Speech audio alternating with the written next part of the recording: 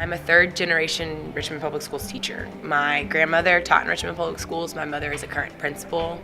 They both were elementary school, but I like the bigger kids. I'm a 7th grade teacher, social studies at Lucille Brown Middle School in Richmond Public Schools, and my students, it's an inner city school, so they're urban students, predominantly African American and Latino. I teach U.S. history, which is what fascinates me, so I can get into it. It's 1865 to present, so anything after the Civil War until now, really, that's what we get to discuss. I'm really passionate about teaching because I think you have to start somewhere. I think it's a frustration of mine that in a lot of people's minds, teachers aren't necessarily professionals, but without teachers, we wouldn't have whatever else you would consider to be a professional. I'm passionate about it because somebody has to do it, and why not myself? Why not me? My honors fellowship was completely about education, so I did tons of research just on my own in terms of looking up the best practices, how schools are helping students succeed or in ways not helping students succeed.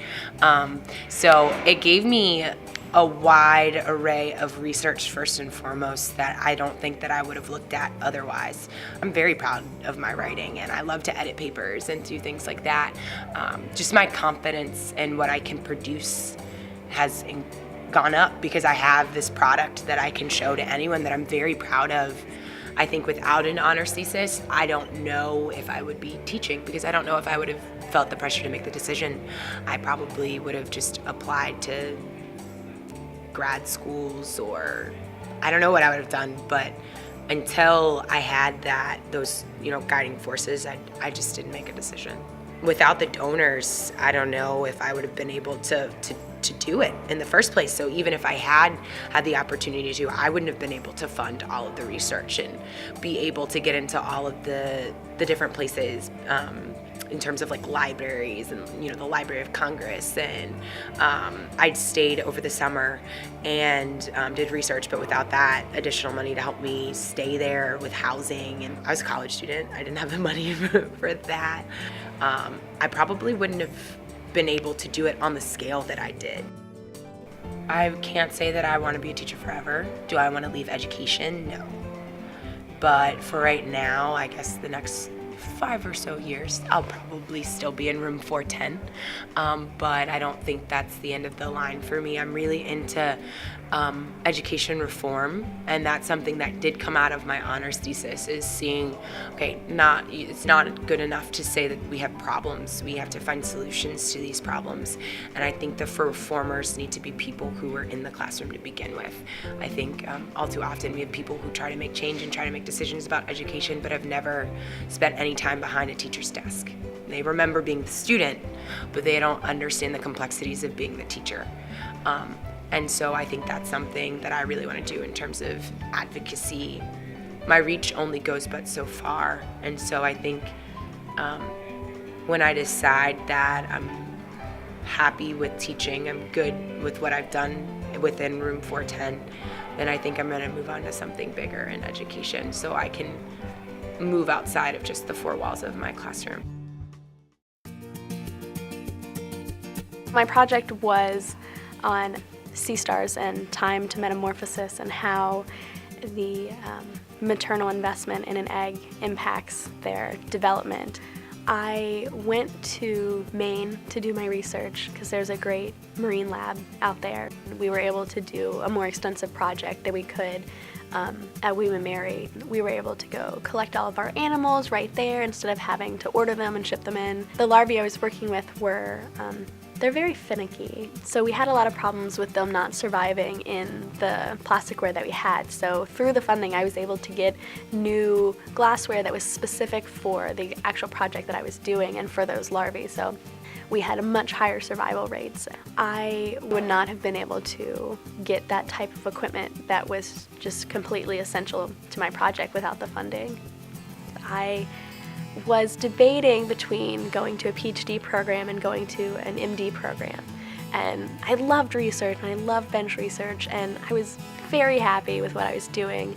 But I wanted to have that extra aspect of patient interaction. In the past couple weeks, we've been practicing our basic skills like blood pressure and heart rate and different reflexes and stuff that we all practice on each other in small group settings. It's very thrilling to be able to just apply the book knowledge that we have to real life.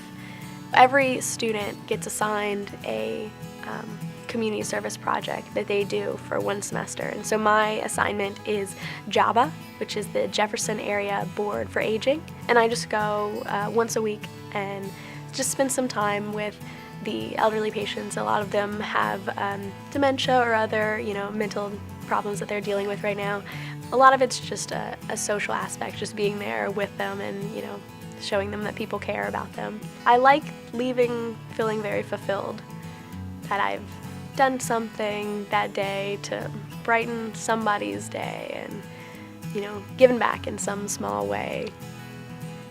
Going through the rigorous process of writing a thesis has really helped me in terms of understanding how to write science work and how to read science, and it's made me a much better writer. So I really appreciate that. Of course, I give a lot of credit to my advisor for that, because he really pushed me to, keep making my thesis better and better. And I think that really helps me with the career path I've chosen now, because I spent a lot of time understanding how to do primary literature research, which applies in all science fields. Because of the honors project, I did a lot of presentations with the work I did at some conferences and some just at Waitman Mary with other professors. Learning how to explain your work and why it's important, I feel like that's a really great skill that all people in the science field need to learn. And a lot of times, research like that isn't possible without the funding. It just isn't. And especially the honors project, I feel like is really great because it forces you to do a very intense research project and follow up with it and do that science writing and learn how to search through primary literature. And those are also skills that you might not necessarily acquire as in depth if you don't do the honors project.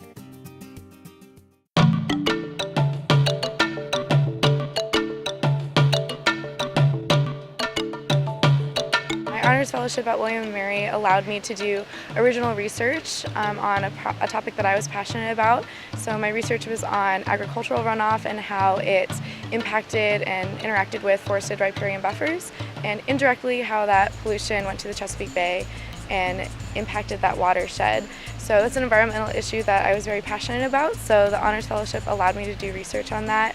And the Honors Fellowship also allowed me to attend a professional conference for the Geological Society of America, where I was able to present my research in a professional setting to scientists from around the country. At that point, I really realized that I also have a passion for education and teaching others that may or may not have prior knowledge about different environmental issues. So I also took that here to Disney's Animal Kingdom, and am really glad that I can utilize my degree and tell other people about science, but at the same time be kind of talking about science all the time. My role here at Disney's Animal Kingdom is as a conservation education presenter, which means that I'm a troop leader for our Wilderness Explorers program. The program is brand new, just started in June, but guests receive a handbook and they can do different badges around the park by doing different activities and learning about our animals. As a troop leader, I staff 8 of those locations to earn those badges, as well as staffing different animal locations throughout the park. So the point of the program, kind of the purpose, is to engage guests with our animals, with animals that they maybe have never heard of or seen before, and inspire them towards conservation action at home. So if you ask any child what their least favorite subject in school is, they're probably going to say math or science. And as a scientist, that really breaks my heart.